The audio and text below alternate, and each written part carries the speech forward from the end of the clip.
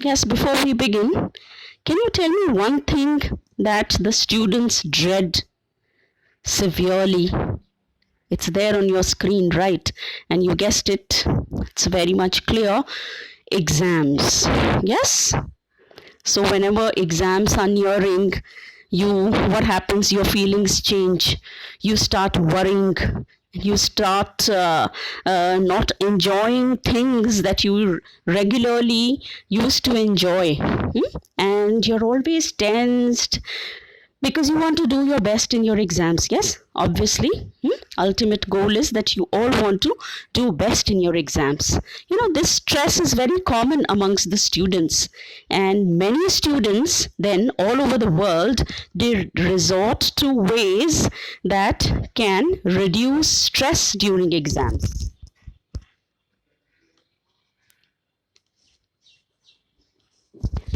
Okay, so because stress isn't good, of course. Stress is, not something that improves your performance. It has many negative effects. Of course, it has some positive also, but most of the time, it's related to the negative connotations. So today, we are going to kind of recap reading part 1, and I'm going to take a lesson which is an advice. It's an article that is talking about how you can make your exams better and how you can avoid stress probably and how you can get the maximum benefit out of it. You'll be very surprised to know that some children enjoy exams. And how can they enjoy exams? Because how can they do that? Can you imagine? You must be thinking, wondering, oh, how is it possible? Children enjoying exams. Have you ever had the pleasure of writing an answer where you were very confident that yes, this is what I know and it's absolutely right, and yes, I did it correct? Have you ever got that feeling? Yeah, so that is enjoying exams. So if you're well prepared, then you enjoy exams. Yeah, I was just talking about some ways where students, try to reduce stress. Some university students, what they do when exams are coming in, the entire atmosphere is so serious. You will see students studying in every nook and corner, under the trees, on the benches, in the library. It's a very different atmosphere during the exams. So at such times, it's very important to relax and reduce the stress of the students. So some students, what they do is they suddenly start flash singing. You know what is flash singing? Suddenly out of nowhere a group comes in, 3, 4, 5, 10, 20, whatever. Suddenly they just come gathered together from everywhere and they suddenly start singing. That's called flash singing. And then eventually the others also join in because you just start getting into that mood. Then you have something like flash dancing also. You remember once in our annual day, during the grand finale, I had choreographed your grand finale.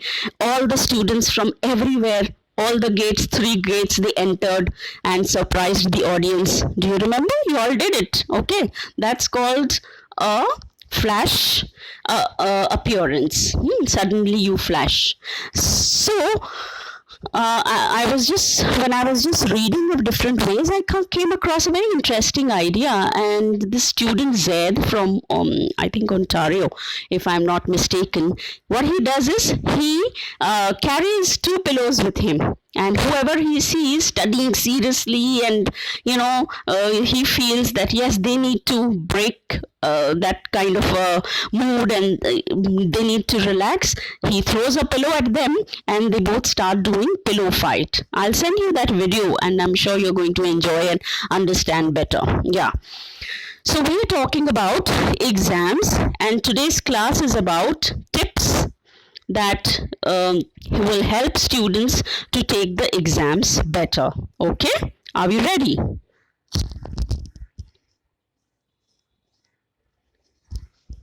Yes. So here is your reading part 1, and we are talking about tips for taking the exams. I'll just take you quickly through each and every paragraph. I don't think so I need to revise the tips that I had given you last time as to how you should approach the reading comprehension. Yes, I said quickly scan the paragraphs and underline the keywords, key ideas, or write a word there about what the paragraph entails so that you are ready to take the questions quickly, because we don't have much time to read two times in detail. Okay? So here we go. What is paragraph 1 talking about? Paragraph 1 is talking about the importance of sleep. Yeah, it says that if you stay awake for long hours, what happens is then your mental capacity is so badly affected that it would be dangerous to drive. Here it says drive a car, but it is dangerous for everything. Don't stay awake all night studying, because you won't be effective in the exam then. Many students do that. I don't know how far you have experienced this kind of seriousness, but in other schools and other colleges, yeah, the students get very serious and they study the whole night. So the advice is, tip number 1 is that don't stay awake for long hours. Okay, so that is the first one. So that's how you should scribble, children, in your rough book. Every time keep a sheet with you when you're doing this kind of comprehension, and start practicing better. Okay, because if you are just not taking care of these things, then ultimately you will not develop that kind of a habit. So if it's very important to develop right habits right from the beginning. Okay, so when we tell you something, it's for a reason and we want you to do it that way. So para 1 is that. Let's come to paragraph 2. You can read it later. Paragraph 2 talks about relaxation. What happens is, children, so many times you also must have experienced that. I'm sure you're going to agree. When exams come, what do the parents say? They say, no, now it's all study time. You're not going down to play. Or you're not going to play at all. Probably most of the students would agree to that, but that's not how it should be. Okay, but that doesn't mean that your parents are wrong, probably because they see you that you're whiling away time the whole day.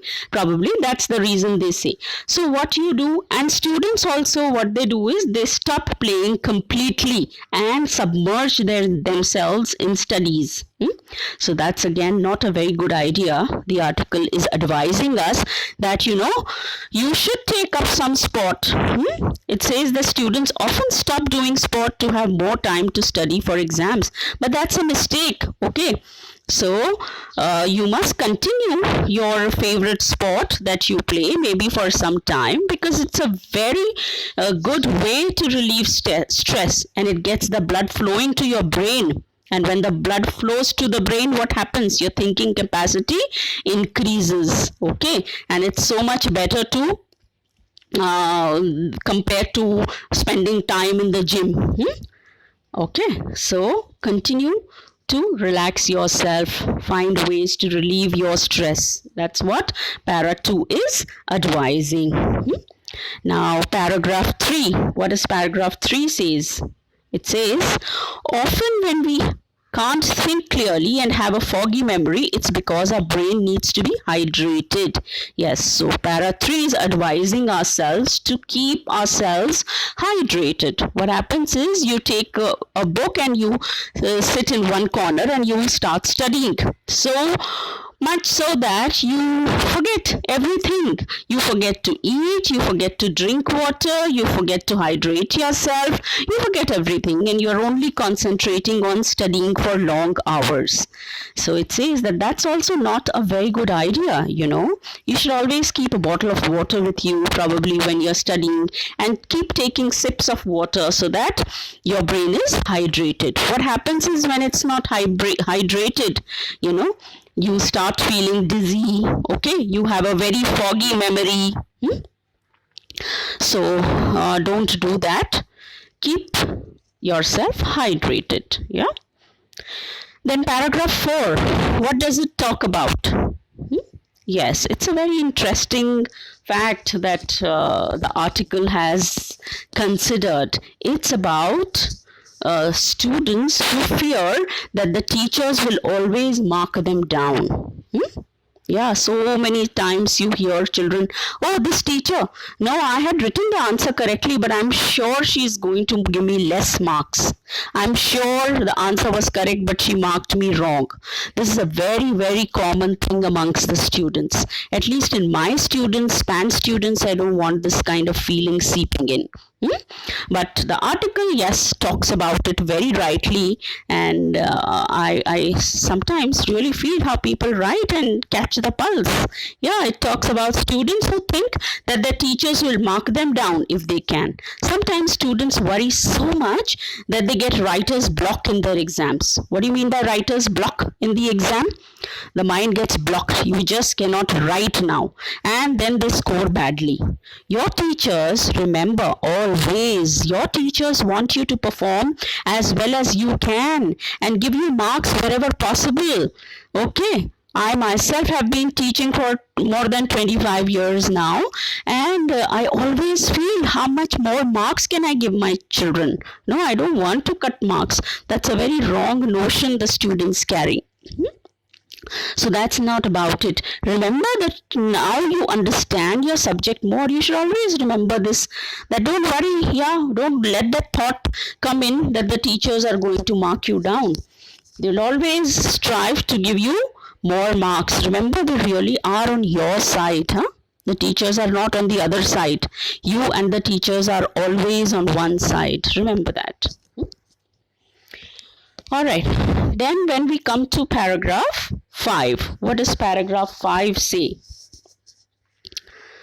Have you ever had this feeling when the question paper comes to your hand, you feel, oh my God, and you start sweating, okay? Droplets of sweat are seen on your forehead, your palms, you keep moving your fingers, and you keep cracking your knuckles, and you don't know, you suddenly feel lost. You feel that you don't know anything. When this kind of a feeling comes in, just relax and remember, what are you supposed to remember?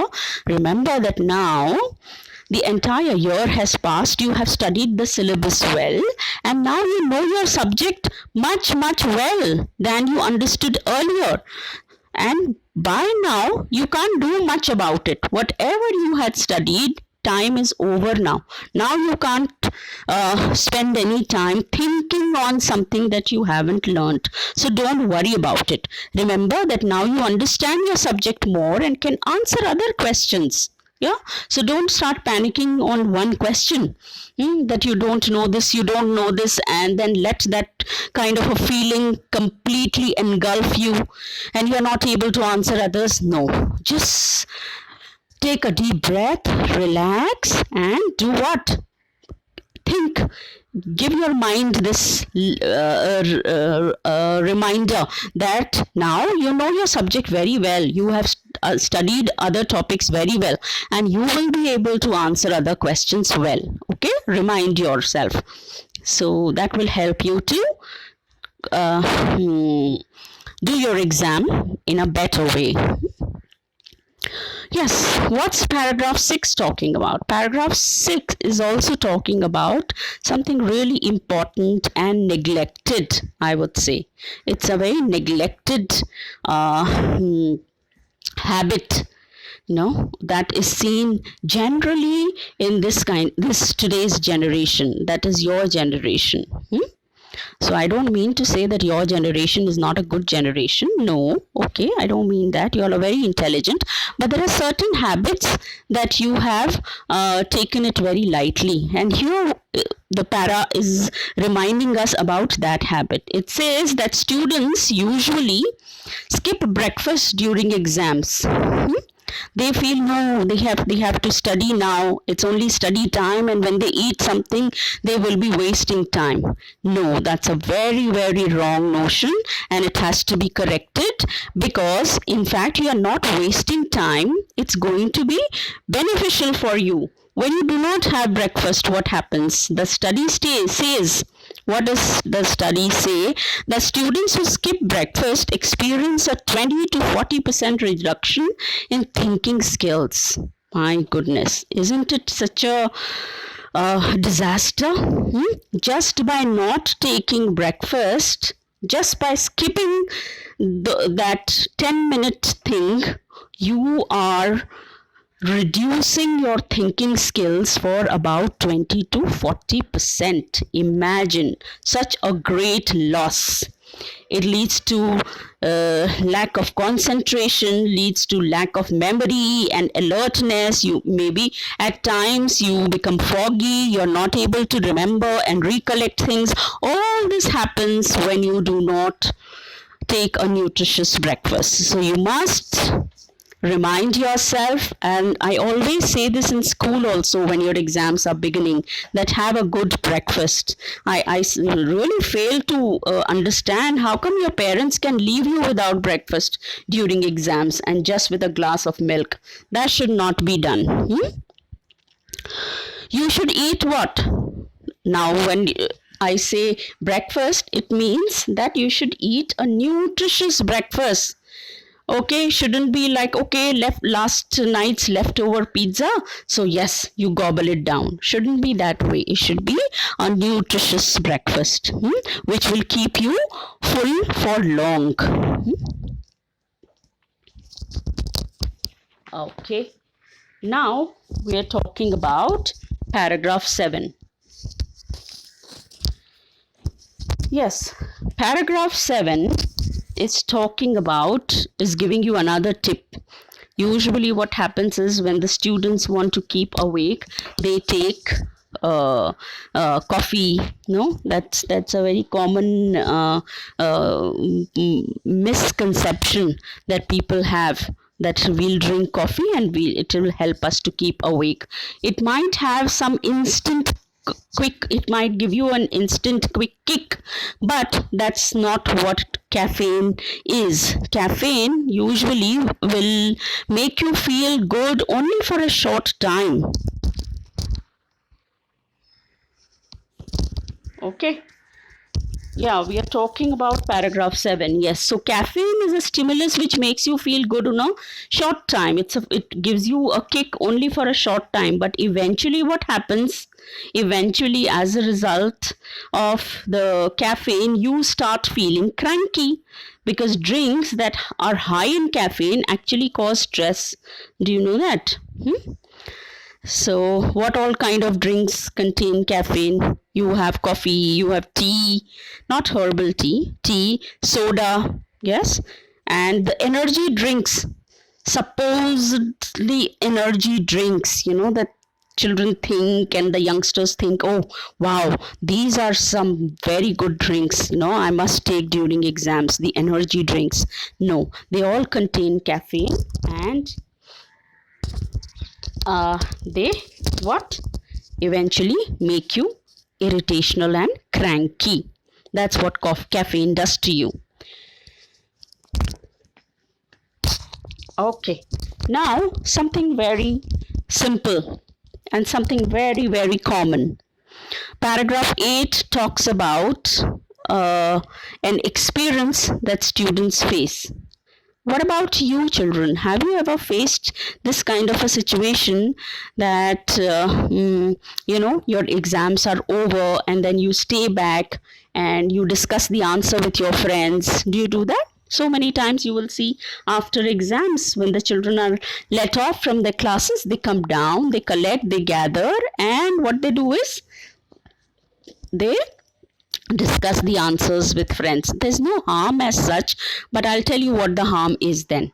You discuss the answers, and when you feel that three or the other children have all you have written what others have written, you feel good and you feel, so yes, I'm right, But sometimes what may happen is that you may have written a wrong answer, and there is the catch. Okay, what happens is then that particular thing holds you back. Okay, it completely, that feeling of not writing the answer correctly consumes you. Rather, you feel, oh my god, you're just stuck there. You're just stuck there at times. The exam is over. Understand, the exam is over. You have written whatever you have written, and now you can't change anything. Okay, so just focus on the next exam. Don't worry about this now. Okay, yes, and don't let that completely consume you. So just relax and concentrate on the next paper. Yes, now we come to paragraph 9. What does paragraph 9 talk about? Yes, it talks about a question a topic that you haven't studied well. It might happen, no? It might happen. Sometimes when you are studying your syllabus, you feel, oh, this won't come. This is not very important. Or this is too difficult. I don't want to learn. So many of you do that. Yes? Okay. And suppose that particular topic comes in your exam. You get a question you are not sure how to answer. So what do? Don't start panicking, it says. Don't start panicking. Stop for a moment and do what? Inhale slowly and deeply, and then exhale through your nose. Okay, out through your nose, slowly and smoothly. Move on to the other question and try to answer it later. So just don't waste your time there on that question. Stop, take a pause, relax, and move on to the next question. If you have time later, come back to this question later on. What will be the worst thing? The paragraph says, it says that the worst thing you can do is to panic because you won't be able to think clearly. So don't do this. Then we come to the last paragraph, that is paragraph 10. Okay, this talks about a sign which shows that you are too nervous. And this may look something not very bothersome, but eventually it becomes bothersome after time passes. It talks about students who hold the pen too tightly. So what you do, don't hold it too tightly. Just loosen your grip. Even with a good pen, your hand will start to hurt at some point if you are taking a 3-hour exam. Of course, you all don't have, you have 2-hour exam. But yes, you are going to write sometimes 3.5 hour also. After 2 hours, break, and then your another paper. So your exams are also very long exams, children. So if you if you hold your pen tightly, get rid of this habit as soon as possible. It's going to hurt, and then it's going to affect your writing and the handwriting as well. Okay, so when it starts happening, what you do is take a rest for a few minutes and do some stretching exercise. So if you don't want to waste your time in doing these kind of exercises in between and let the examiner attract the examiner's attention, then you better start holding your pen correctly. Okay, so with this we come to the end of this article. It's a very good article. In fact, this should be your learning for life, children.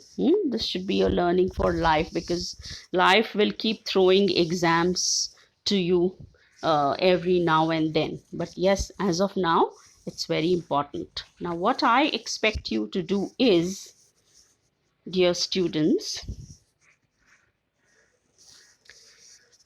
come to this questions 1 to 10, And if you have labeled the paragraphs, as I always tell you, and underlined the keywords, you may not have to read the passage again and look for the answers. What do I say?